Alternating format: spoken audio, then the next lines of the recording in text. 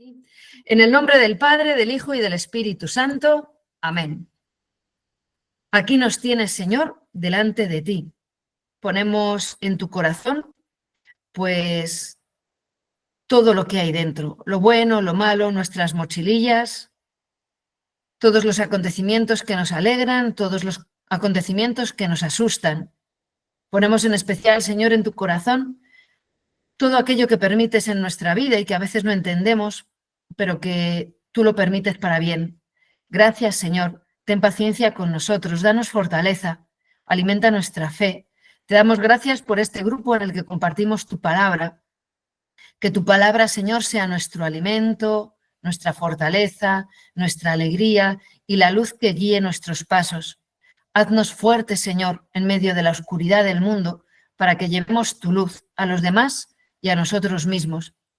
Mira, Señor, este mundo y ten piedad de tantas ovejillas que andan perdidas, sin pastor, de tantas veces que damos palos de ciego. Perdona, Señor, nuestras frivolidades, perdona, Señor, nuestras faltas de paciencia o de esperanza, y tiende tu mano, Señor, levántanos, levántame, Señor, aunque a veces no me deje, aunque a veces me revuelva, Señor. Gracias, Señor, por tus planes en mi vida. Creo en ti. Amén. Bueno, pues vamos allá. Yo creo que ya estaremos todos y si no, pues nada. Vamos a empezar con el capítulo 4 del libro de Samuel. Nos quedamos el otro día en uno de los episodios más bonitos y entrañables, ¿verdad?, del libro de Samuel, porque de Samuel sabéis más cosas de las que pensáis, porque vamos a leer lo de David y Goliat, que lo sabe todo el mundo. Hay partes de la palabra de Dios que son universalmente conocidas, Adán y Eva, la otra mejilla, y ubicarlas dentro del mensaje global de la escritura, ya veréis cómo nos encanta. Bueno, así, recogiendo desde el capítulo 3, Dios ha llamado al niño Samuel, ¿verdad?, que servía en el templo, que eso es no un castigo de te mando interno a un colegio, sino lo mejor que te podía pasar, estar cerca de Dios. Y sigue siendo a día de hoy lo mejor que te puede pasar, estar cerca de Dios. Bueno, pues el niño Samuel escucha que Dios le llama por su nombre, que esto también es muy bonito, y que Dios lo dice 2 veces, Samuel, Samuel. El Señor llama a nuestra puerta e insiste, Samuel, Samuel. Y el Señor se para y nos vuelve a llamar. Y cuando Elí le enseña, el niño responde, habla, Señor, que tu siervo escucha. ¿Verdad? Esa frase que también no sabemos muy bien. Y le da un mensaje para Elí, un mensaje muy duro. Este es el drama y esto es lo que nos cuesta de la Sagrada Escritura, de nuestra vida y de nuestra relación con Dios, ¿no? Que si todo fuera bien, nos apuntaríamos, pero a veces las cosas no van bien. El mensaje que tiene el niño Samuel para Elí es muy duro. Es, tus hijos obran mal, tus hijos están haciendo despreciable a Dios y tú no haces nada, ¿no? Este deber de la corrección fraterna del que hablábamos, que a veces es una opción, pero a veces es una obligación. Cuando de veras amas a alguien y obra mal, tu deber de amor es la corrección, pero Elí no lo había hecho. Y ahí se quedó la historia, ¿no? El mensaje que lleva el profeta tan pequeñito, Samuel, es, vas a perder el sacerdocio. Pero fijaos que las amenazas de Dios, que es como, ¡hola!, el Dios del Antiguo Testamento. Dios es justo, infinitamente bueno y misericordioso. ¿Cuántos avisos lleva? Ni 1, ni 2, ni 3, ni 4. Es un constante, ¿no? Y aún así, aún queda un espacio de, venga, Elí, venga. Pero Elí no reacciona, ¿no? Tiene que ser terrible contemplar el corazón de Dios al que sometemos constantemente a decepción. Y la fortaleza y el poder de Dios es que, pese a nuestro comportamiento tan decepcionante, sigue teniendo la misma potencia de amor, de ilusión y de esperanza en nuestra conversión. Impresionante. Y vamos a pasar al capítulo 4. La historia de los filisteos y el arca, que cuando encuentro fotos así chulas, parecen los filisteos ahí majísimos, ¿no? La palabra del Señor se transmitía al pueblo a través de Samuel y todo el mundo lo conocía ya. Y ahora vamos a entrar, antes de seguir con esta vida de Samuel que va guiando al pueblo como juez, como rey, como profeta, una mezcla, ¿no? Un episodio que nos va a recordar mucho como a Sansón, con ese tipo de humor que parece humor inglés, pero ¿qué me estás contando? De humor, de ironía y a la vez profundamente educativo. Bien, ¿qué va a pasar? Pues que los filisteos se van a llevar el arca. Toca guerra. Capítulo 4, derrota de los israelitas y captura del arca. Israel, dice, salió a combatir a los filisteos y acamparon cerca de Eben Aezer. Ahí tenéis, arriba Afec, abajo Eben Ezer, o depende cómo se escriba, y en verde el recuadrito Silo, donde está el santuario en el cual está el sacerdote Elí, el arca de la alianza y sus hijos. Ahí tenéis el mapa que creo que se ve bien. Bueno, pues toca guerra. Nos sorprende a veces en la palabra de Dios otra guerra y salen a la guerra. Esto es palabra de Dios, madre mía, qué bélico. Vamos a ver, Dios entra en la historia de unos hombres bélicos, igual que cuando entra en mi historia, entra en la historia de una consagrada floja o de una madre de familia hacendosa o de un padre histérico. Entra en nuestra historia como nuestra historia es. Y si eres bélico y si eres dejado y si entra en tu historia, su amor no se echa atrás. Esto es lo que nos enseña la palabra de Dios. Entonces, eso por un lado. Y por otro, os decía, toca guerra, porque son pueblos seminómadas que se van asentando. Entonces tienen que mover las fronteras porque han crecido mucho mis ganados y quiero parte de tu tierra o quiero aquella vega, tú no me la quieres dar, entonces peleamos. Entonces, estas guerras eran un constante que simplemente intenta modificar fronteras según el crecimiento demográfico. No es el concepto de guerra que tenemos ahora. De hecho, era una actividad estacional, por eso lo de toca guerra. En invierno no había guerra, en invierno podías estar tranquilo. Ni tú atacabas al otro, ni el otro te iba a atacar a ti. Pero en la época de la primavera, pues ya empezaba la movida de, vamos a ver si movemos el mojón un poco más allá. De hecho, lo vamos a ver cuando llegue el episodio de David y Goliat, que ni siquiera había batalla muchas veces, sino que en vez de pelear los ejércitos, peleaban dos hombres y el que ganara, pues ya está. Y así no perdían hombres en la guerra. Entonces, es como una actividad estacional. Igual que el esquí es para el invierno, la guerra es para la primavera. Y ahí tenemos a los filisteos. Los filisteos están ahí por Jope, toda esa zona de la izquierda, pegando al mar Mediterráneo, y son un territorio no conquistado. Entonces, ahí están. Los filisteos en la historia del pueblo de Israel están en guerra permanente con él y son los mejores testigos que tenemos, no judíos, de que Dios ha existido y que Israel es su pueblo elegido. ¿Qué es lo que ocurre? Pues que la fuerza de Israel es su fidelidad a Dios. Cuando ellos son infieles a Dios, los filisteos que están al lado y son sus vecinos y lo saben, les atacan y les vencen. Cuando Dios responde a Israel que se arrepiente y vuelve a acoger la fe y les da de nuevo su fuerza, ellos vencen a los filisteos. Y así están los desdichados filisteos que son como el catalizador de la fidelidad de Israel. Estará pensando Daniel, pobres filisteos, pues tienes razón, Dani, pobres filisteos. Pero de verdad, cuando contemplamos el amor de Dios, hemos de contemplar el amor de Dios a todos los hombres, también a los filisteos, también. También a tus enemigos, también. Eso te hace menos gracia, pero también a tus enemigos. Y yo no tengo absolutamente ninguna duda que cuando lleguemos al cielo, ahí estarán los filisteos y ahí estarán los egipcios, a los que su faraón ahogó en el mar y no Dios, su faraón, ¿verdad? Entonces, son personas que no han conocido a Dios, que no saben quién es, que desde su inteligencia, su momento histórico, no han accedido a más y Dios no se lo tiene en cuenta. Es decir, Dios te pide en la medida que te da. Si ellos no tienen fe en el Dios verdadero, no se les pide. De hecho, lo vais a ver ahora con lo que pasa en el arca. No se puede tocar el arca y los filisteos la tocan y no les pasa nada, pues porque ellos no lo saben.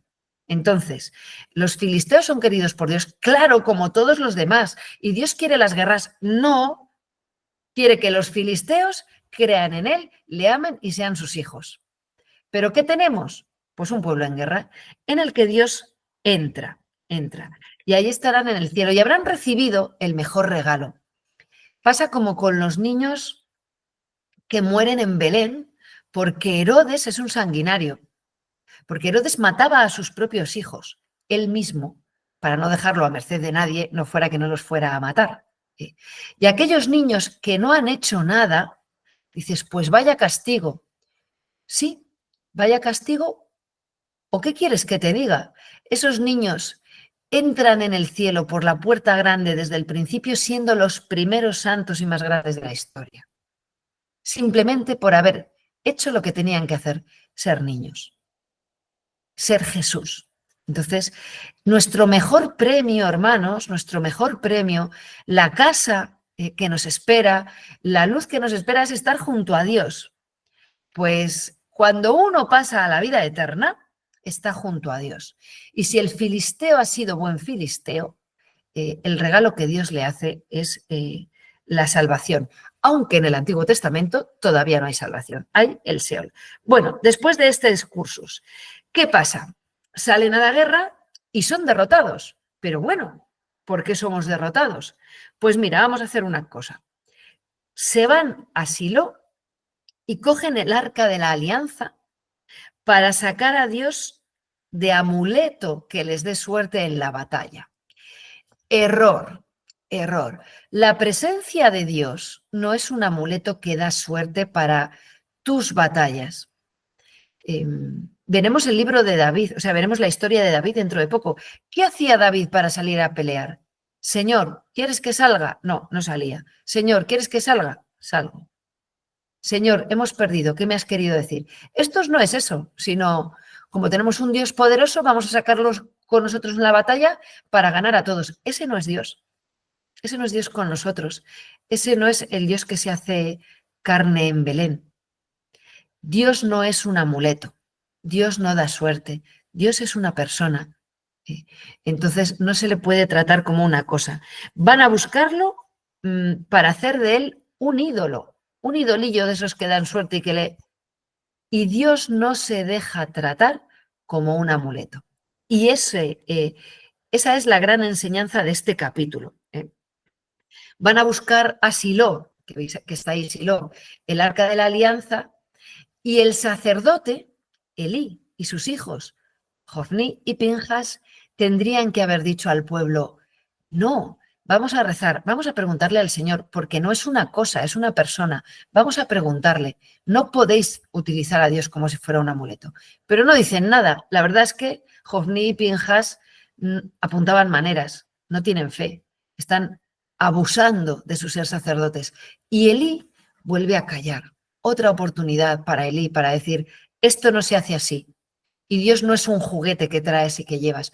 Ojo, porque os lo digo muchas veces, os llegarán cadenas de oración, antes se dejaban en las puertas de las parroquias, ahora se mandan por WhatsApp o por cosas de esas que yo no tengo. Pues si te avergüenzas de Dios y no reenvías este mensaje a 10 personas, te caerá un rayo porque si te avergüenzas de Dios, Dios se avergonzará de ti. Y a uno que se rió de esta historia le entraron 7 cánceres, lo atropellaron 4 coches y le cayó encima una avioneta. Lo estoy ridiculizando, pero de esto nos encontramos. Pero ¿tú qué te crees? ¿Que Dios es un amuleto, que rezas 4 Ave Marías y entonces te va bien? No, no, hay que rezar, hay que confiar en Dios, pero Dios no es un amuleto. Esto se lo consiento solo a mis chicos de confirmación. Cuando les has regalado una cruz o una virgencita y dicen, me la llevo al examen para que me dé suerte. A ellos les dejo. ¿Por qué? Pues porque están empezando a abrirse a la fe y comprendiendo vagamente que de esa manera piensan en Dios, le rezan y Dios les acompaña. Pero personas de fe madura, utilizar a Dios como si fuera un amuleto, es lo que hace el pueblo de Israel cuando en esta ocasión se va a buscar el arca a Silo. Entonces, ojo con esas cadenas y ojo con utilizar a Dios para que te dé suerte, que te salgan bien las cosas a ti y luego te olvides de Él. Porque eso es utilizar a Dios como un amuleto. Y es una cosa que hacemos, ¿verdad? O que se nos ocurre hacer, o que podríamos hacer. La palabra de Dios es muy actual. Bien, pues aquellos ateos vestidos de sacerdotes, que son Jofni y Pinjas, dejan marchar el arca. ¿Y qué es lo que ocurre? Que aun estando el arca con el pueblo de Israel, pierden la batalla. Los filisteos, cuando ven llegar el arca, estamos en el capítulo 4, se asustan y tienen miedo al Dios de los hebreos. Esto es muy importante. Los filisteos no se plantean si Dios existe o no. Ya han visto que sí, que el Dios de los hebreos existe. Ellos es lo que pueden llegar a alcanzar. Pero como son hombres valientes, pues se lanzan a la batalla antes que soportar la esclavitud. Ay de nosotros, dicen. ¿Quién nos librará de dioses tan poderosos? Fijaos, y son gente atea. Son gente que no conoce al Señor y sencillamente están reconociendo su existencia y su fuerza. Estos son los dioses que castigaron a Egipto con toda clase de plagas en el desierto. Los filisteos conocen la historia de Egipto. Todos conocen la historia de todos y no tienen Google. Y ahora sin el tontón no sabemos llegar ni al Mercadona a comprar el pan. Eran culturas bien espabiladas, ¿verdad?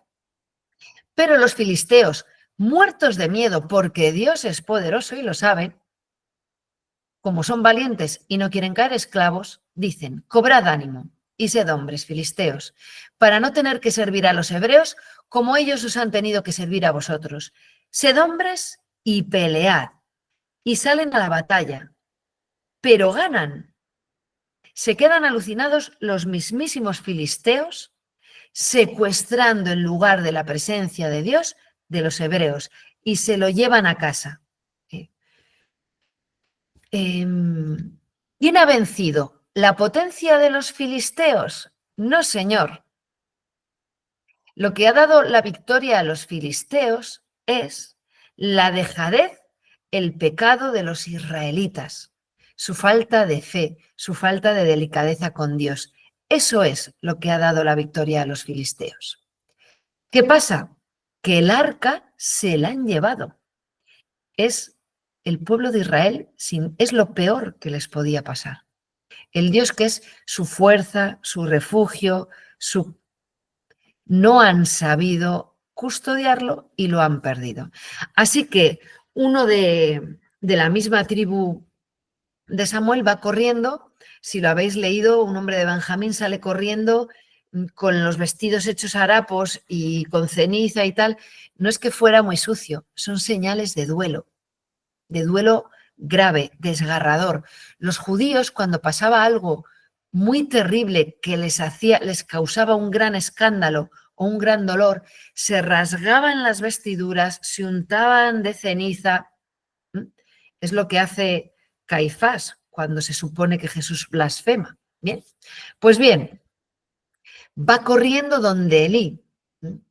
Dice la Escritura, el corazón de Elí, que estaba sentado allí, temblaba por el arca de Dios, que dices, qué fuerte. No temblaba por temer perder a sus hijos, quizá porque a sus hijos los había perdido hacía mucho.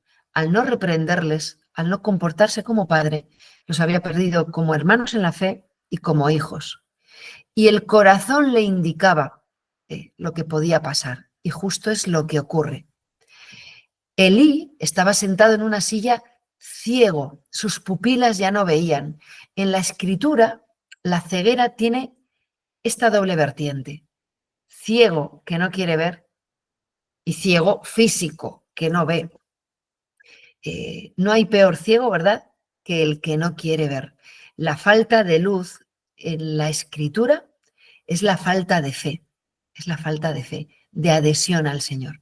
El caso es que este mensajero llega corriendo, ¿verdad? Y le dice lo que ha pasado. Es que se han muerto tus hijos, hemos perdido la batalla. Y Elí escucha las noticias, pero cuando menciona el arca, Elí cae hacia atrás, se desploma, se golpea y muere.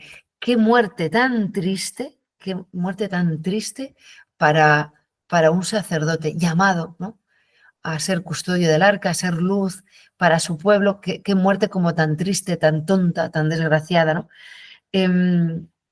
Después de 40 años que llevaba, fue demasiado tímido a la hora de enfrentarse al mal y ahora carga con el mal que no quiso erradicar.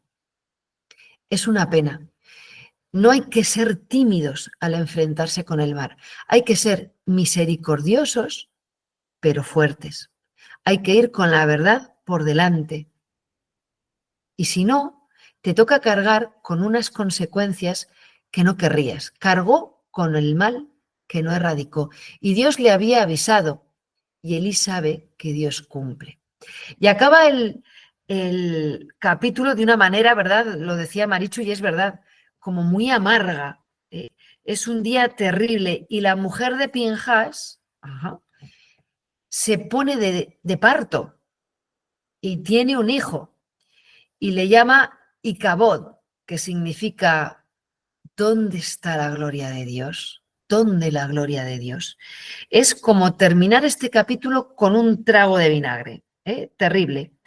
Ella se encoge, dice la escritura, todas las palabras que vemos en la escritura, todas. Podríamos estar un curso entero con un capítulo, pero pues vamos un poco más deprisa, ¿vale? Se encoge.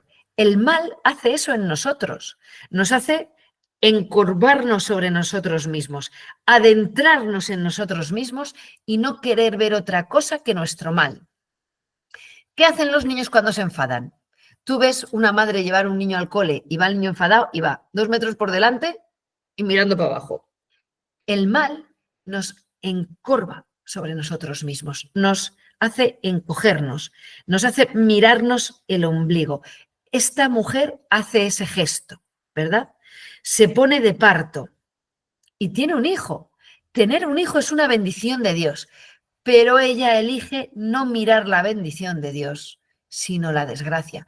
Es que le ha tocado una cosa muy dura. Ha muerto su marido, se ha perdido el arca y ha muerto su suegro. Son muchos motivos para lamentarse. Pero ¿acaso no ves que te está regalando Dios un hijo, consuelo de tu vejez, capacito de amor, donde tú volcarte como madre y no quedarte sola? Pero a veces el mal tiene un punto dulce que nos atrapa y decidimos mirar el mal obviando el bien. ¿Dónde la gloria de Dios? Pues no ves que estás dando a luz un hijo, pero no lo quiere ver.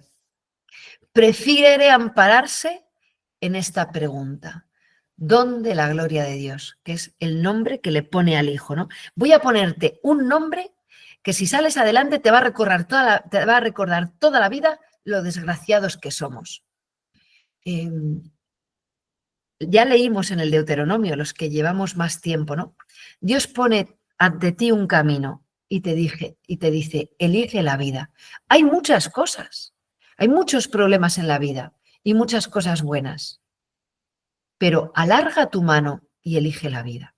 Esta mujer elige la muerte, la desgracia, el mirar lo malo que ha ocurrido y quedarse en ello, porque lo malo que ha ocurrido te pasa y te entristece y eso no está mal, eso está bien.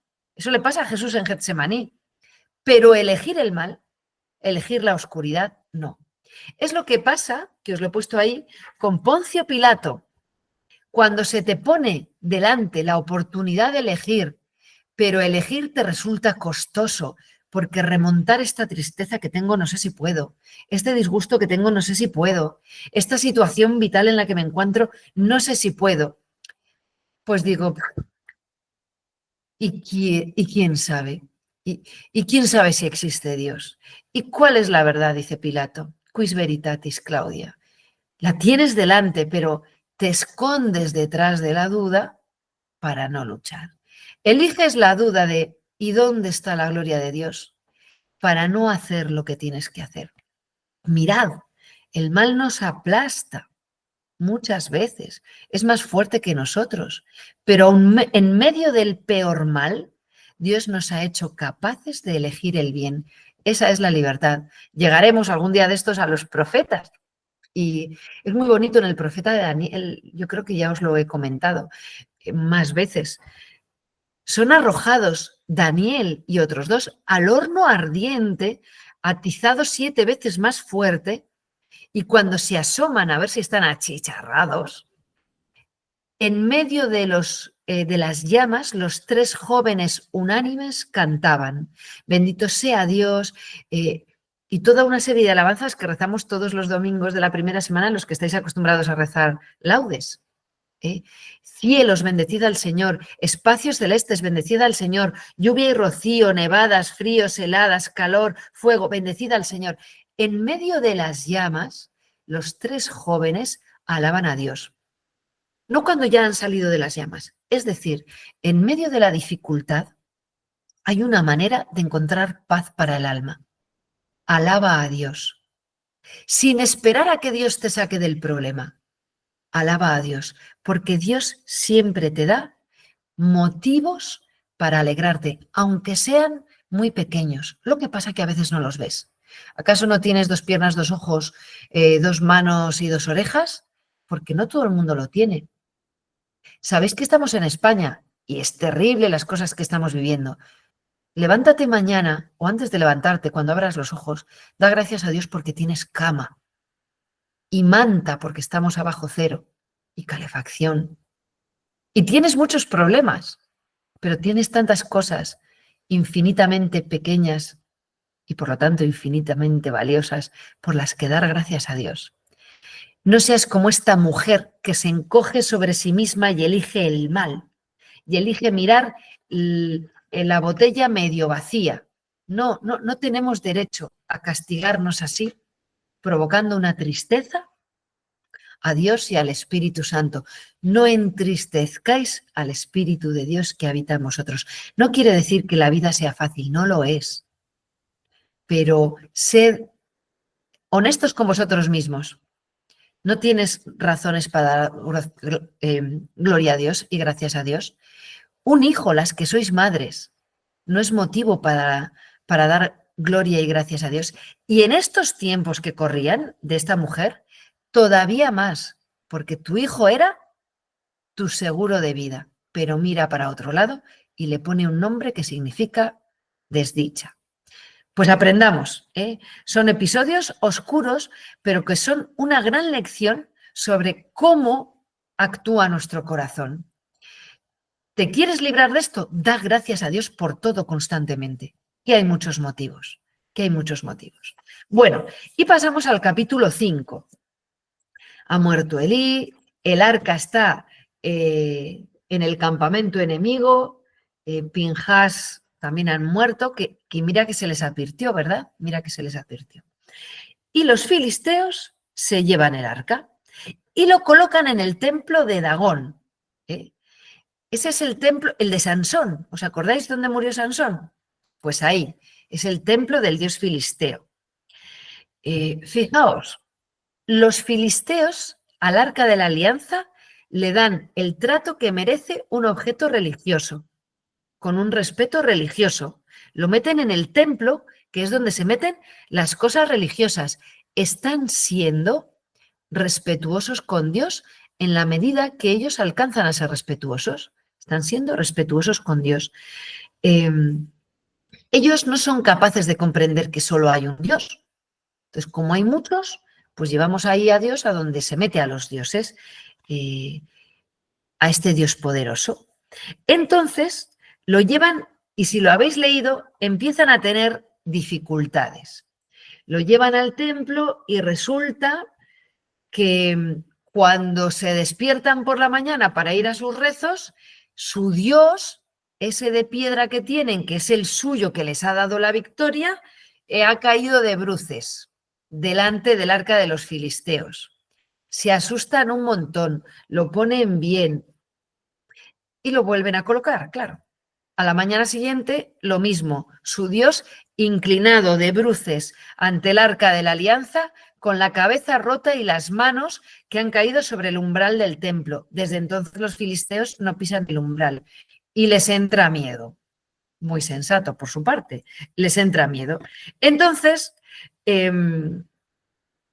deciden que se vaya el arca a otro sitio, porque como me da miedo, pues lo llevo a otro. Y empieza el arca a ir de acá para allá. Del templo de Asdod, que tenéis ahí los pueblos, pasa a otro, y del otro al otro. Tenéis ahí los nombres. Los de Asdod y su comarca se asustaron y vieron lo que les pasaba. Y no quieren que se quede con ellos el arca de la alianza. ¿Qué hacemos? Pues la trasladamos. Y trasladaron el arca de Dios. Pero ¿qué pasaba cada vez que la trasladaban? Que a la población donde llegaba, que la llevan a Ecrón, que lo tenéis también marcado en el mapa, y a Gat, les salían unos tumores que se oían los alaridos desde varios kilómetros a la redonda. ¿Qué son los tumores? Hay dos opciones, una más probable que la otra. Hemorroides y la otra son abscesos, parecido. Entonces, allá donde llevaban el arca de la alianza para quitársela de encima, la población que vivía allí empezaba a sufrir desdichas. Hemorroides, tumores, ratas, plagas. Entonces ellos, con muchísima sencillez, reconocen que ese Dios que a los egipcios ya les mostró gran poder, a ellos les está queriendo decir que no quiere estar con ellos. Lo están viendo con limpieza. Es asombroso que los filisteos lo vean y Hofni y Pinjas vivieran sin darse cuenta de que Dios existe y es poderoso, abusando de que Dios tiene paciencia con ellos para cometer aquellas infamias que cometían, ¿no? Entonces, pues nada, de acá para allá, el arca de la alianza, pero de fondo con un trato como solemne, ¿no? Entonces ya se reúnen, ¿verdad? Y dicen, a ver, tenemos que hacer algo. Y preguntan a sus adivinos y a sus nigromantes, y dicen, pues hay que devolverla, porque es que no quiere estar con nosotros y la tenemos que mandar, o sea, no aguantamos más, no aguantamos más. Que se la lleven los hebreos. Bueno, pero fijaos si lo habéis leído, que, a ver, yo parece que he cogido cariño a los filisteos, pues claro, dicen sus adivinos, pero no de cualquier manera, sino que hay que devolverla haciendo una ofrenda. Están siendo más respetuosos que los propios hebreos, que no estaban tratando al arca de la presencia del Señor con la importancia de la presencia del Señor, sino como a una cosa. Y esto que nos llame la atención, porque entramos a la iglesia y entramos con el respeto debido a la presencia del Señor en el sagrario. Uno que no sepa que Jesús está en el sagrario vivo, por nuestra actitud y nuestra devoción lo va a adivinar. Porque entonces a lo mejor estamos haciendo como los hebreos que perdieron el arca porque lo trataban como un mueble. Y resulta que los filisteos no lo trataban como un mueble. Bueno, pues los filisteos dicen, bueno, pues vamos a hacer lo siguiente, y lo hacen muy bien. Vamos a devolverla con una ofrenda, porque la existencia de este Dios es evidente y nosotros no queremos ofenderle. Y lo propio ante un ser superior al que quieres pedir disculpas, y también aún igual, es hacerle un regalo pidiéndole perdón por tu falta de respeto o por si no has hecho lo que tenías que hacer. Y has hecho algo a alguien y le regalas un ramo de flores, una caja de bombones, ¿no? Como tener un detalle. Pues los filisteos tienen este detalle y por eso ponen algo que nos llama mucho la atención, ¿no? Exvotos. Tú vas a Lourdes, que hemos ido hace poco, en septiembre, y empiezas a ver allí cosas con forma de pierna, de mano, de muleta, de exvotos, ofrendas de petición y de acción de gracias que hacen alusión a la petición o a la acción de gracias que estás haciendo. Pues que me curó una pierna, o que le pedí ayuda porque me habían operado de un brazo. Y por eso mandan por cada población castigada por estos tumores o abscesos, pues un hemorroide de oro. Que dices, anda, que... Bueno, pues su ofrenda o lo que ellos entendieron, pues lo que está relacionado con lo que nos... Y ratas de oro y relacionado con la petición que yo estoy haciendo al Señor. ¿Sí? Y además, hecho con algo valioso, porque el oro era muy valioso. Que nosotros al Señor le pedimos maravillas y a cambio hacemos ir a misa los domingos y echar 1 euro en el canastillo. Pues si algo realmente te importa, no empleas más tiempo, más dinero y más interés. ¿Eh? Cuando quieres tener buen tipo, me acuerdo un día en Corella, un niño súper majo que tengo, que se va a confirmar este año, me dice, es que claro, pasamos 2 horas a la semana para Dios. Digo, a ver, Calamar, la catequesis no dura 1 hora entera, que no. Bueno, no. ¿Y la misa dura 1 hora? Bueno, tampoco. ¿Y cuántas horas entrenas? 3 y 4 a la semana. Y esas enteras, incluso más. ¿A que sí? Entonces, ¿para ti Dios es más importante que el fútbol? Muy majo el niño, se cayó y tenía, pues tiene este año 12, 11 años. Porque es, ¿cómo puede Dios leer tu interés por el fútbol en contraste con tu interés por él? Pues háblalo con él, ¿eh? Y sin duda lo habrá hablado. Lo mismo os digo, porque hay que trabajar y tienes que pasar 8 horas trabajando. Eso no es optativo. ¿Eh? Pero en el tiempo del que tú dispones de verdad, ¿quién es Dios? ¿Quién es Dios en ese tiempo? Bien. Pues bien, los filisteos mandan ese oro realmente valioso, pero son muy listos. No saben si es que es su gestión lo que les está pasando y deciden comprobarlo. Entonces hacen lo siguiente, cogen una carreta nueva, otro detalle de los filisteos, una carreta nueva, 2 vacas que no habían llevado yugo, es decir, no saben caminar juntas ni con yugo, pero son vacas que no han sido esclavizadas, limpias, ¿no? Otro detalle, pero recién paridas. Entonces, ponen el arca en esa carreta con esas vacas y a los terneros se los ponen en el establo y dejan a las vacas sueltas para que cojan el camino que quieran coger. Bien, ¿qué hacen las vacas?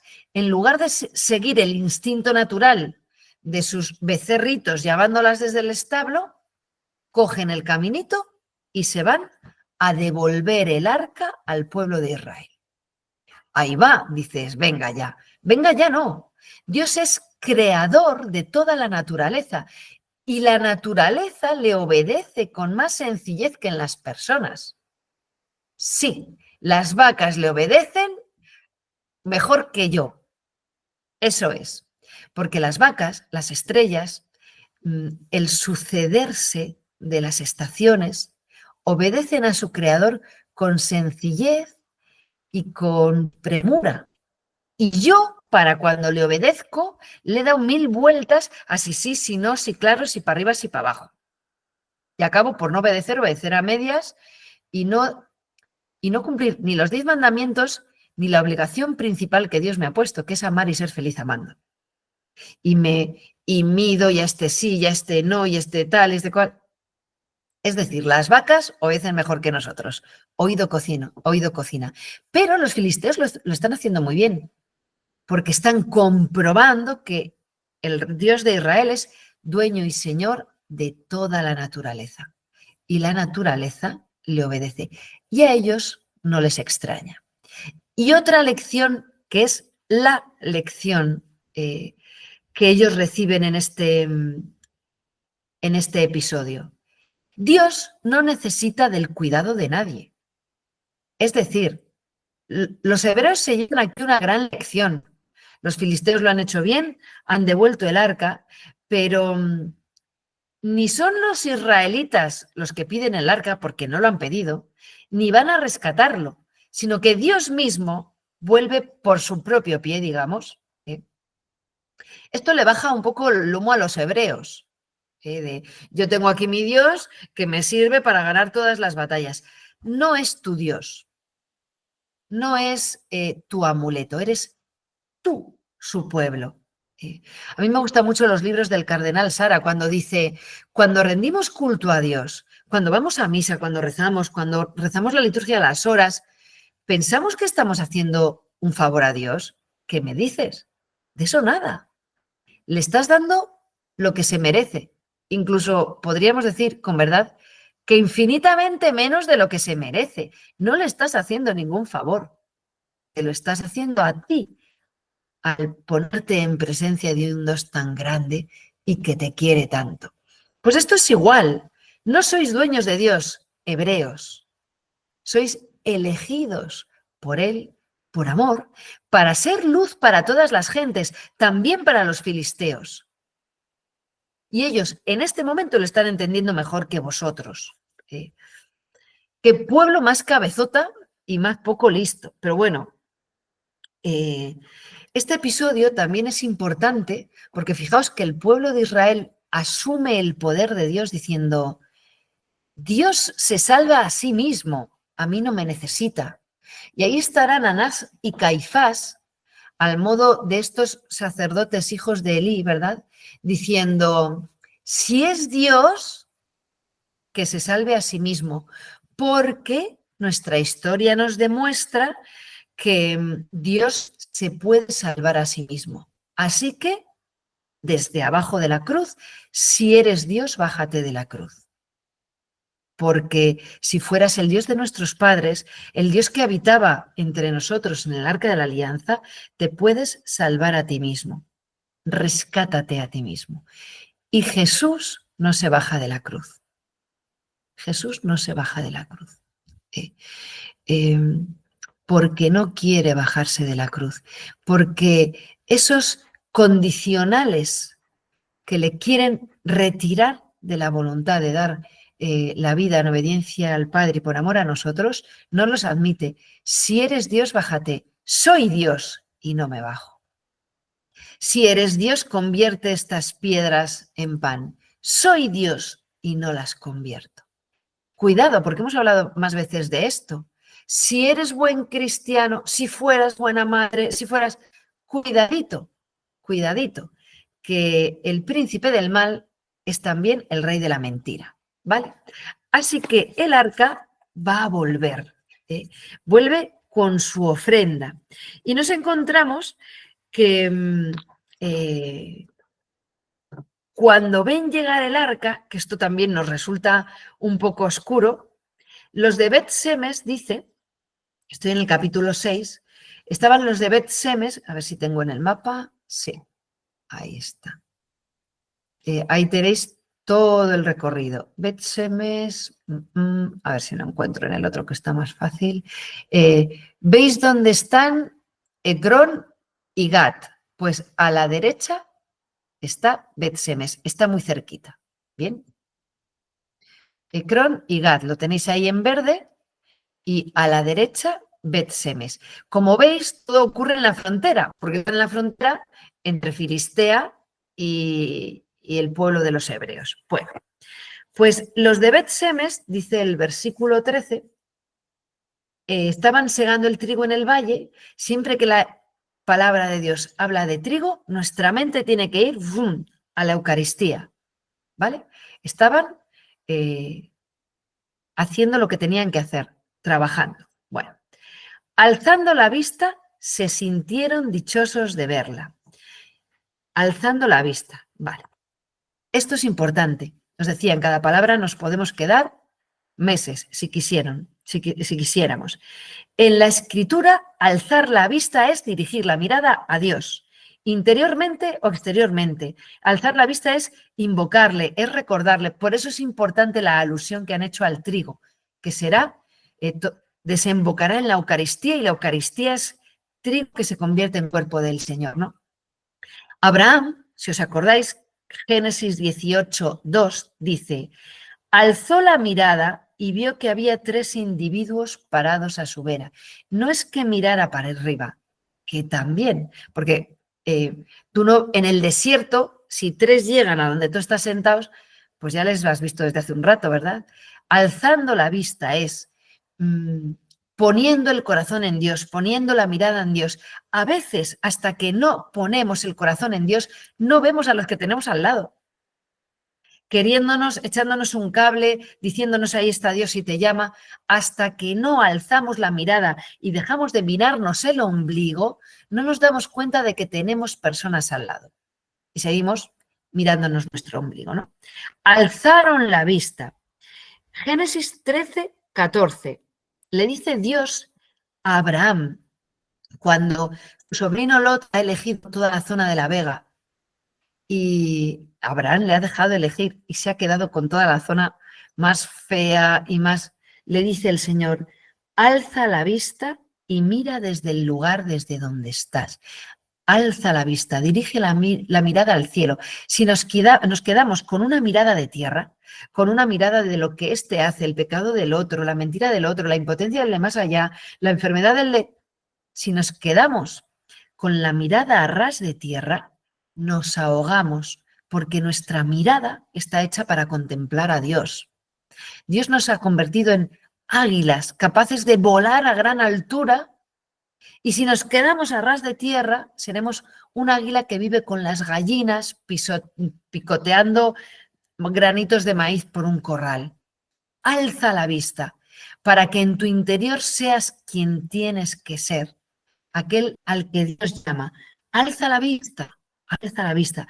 Y constantemente tenemos que caer en este alza la vista, porque el mundo nos baja la mirada y tú y tu tiempo y tus derechos, lo que te han hecho, lo que te han dicho, y te esclaviza en un montón de cosas y mira lo que dicen de ti, mira lo que vas a parecer, y mira, alza la vista y serás libre, ¿no?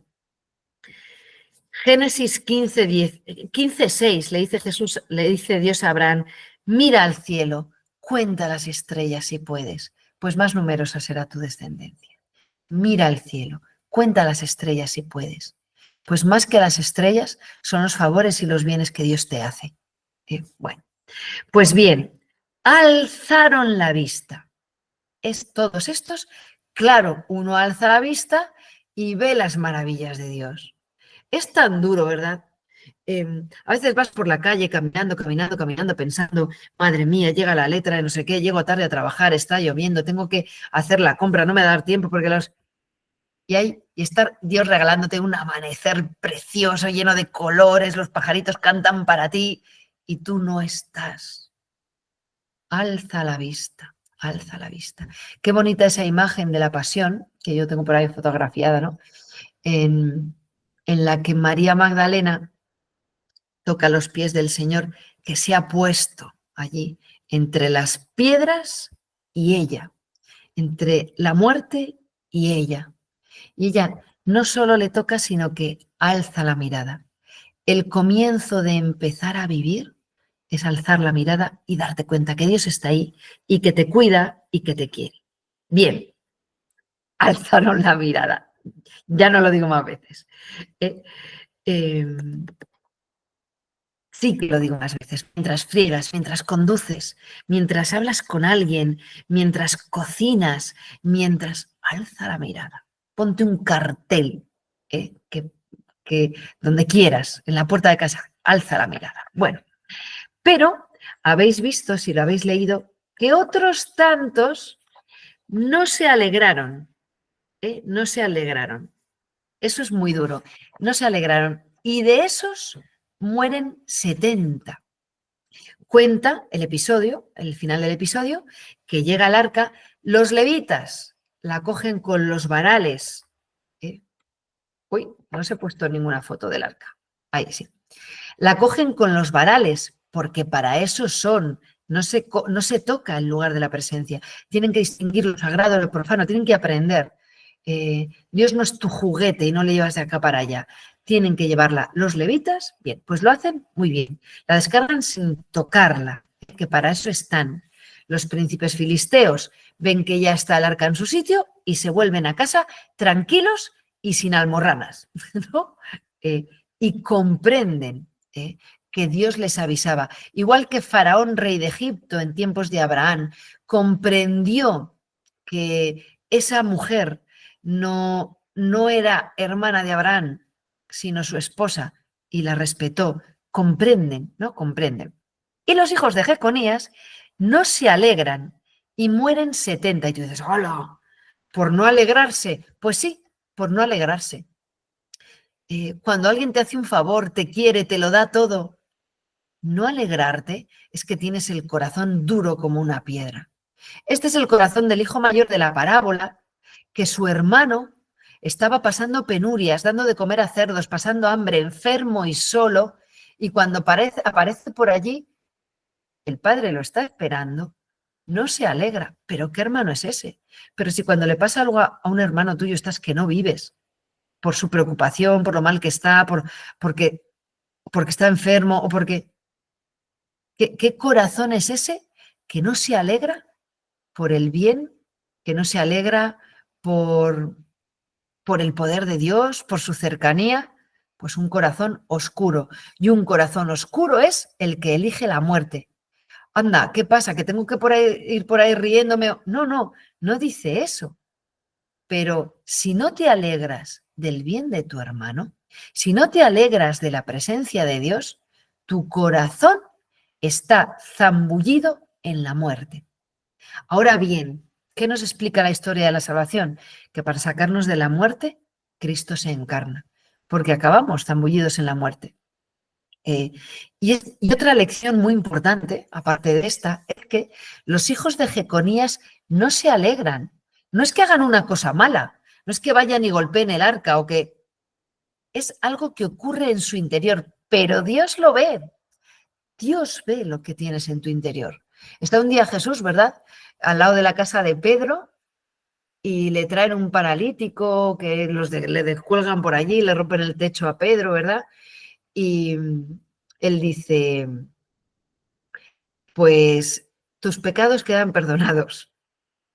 Claro, los discípulos de los fariseos que están allí buscándole las vueltas dicen en su interior, ¿y este que se ha creído? ¿Quién es él para perdonar pecados? Solo Dios puede perdonar pecados. Muy bien. Y Jesús les dice, ¿por qué pensáis en vuestros corazones? ¿Creéis que es más difícil decirle levántate, coge tu... Pues para que veáis que soy Dios capaz de perdonar los pecados, a ti te digo, levántate, coge... Es decir, Dios ha leído lo que hay en su corazón. Dios sabe lo que hay en tu corazón. Dios conoce lo que hay en tu corazón. Y eso no es para susto, eso es para alegría. Menos mal que Dios sabe lo que hay en mi corazón. Conoce mis miserias, que a veces no puedo más, que lo he hecho fatal con Él, pero luego me siento fatal. Y lo sabe, y lo perdona, y lo acaricia. Y el que tiene miedo cuando yo digo Dios ve lo que hay en tu corazón, pues que se lo haga mirar como los hijos de Jeconías. Mirad, y termino con esto. Cuando se acabó la guerra y Auschwitz llega el ejército americano y libera a los que estaban allí, había dos tipos de judíos, más los alemanes, claro. Los alemanes evidentemente huyen, porque ahora mismo vienen los americanos eran los americanos, yo creo, a liberar a los que estaban allí y ellos eran los que los tenían sometidos y están cometiendo un delito muy grave, pero había dos tipos de judíos. Unos estaban allí sufriendo y pasando las de Caín. Otros,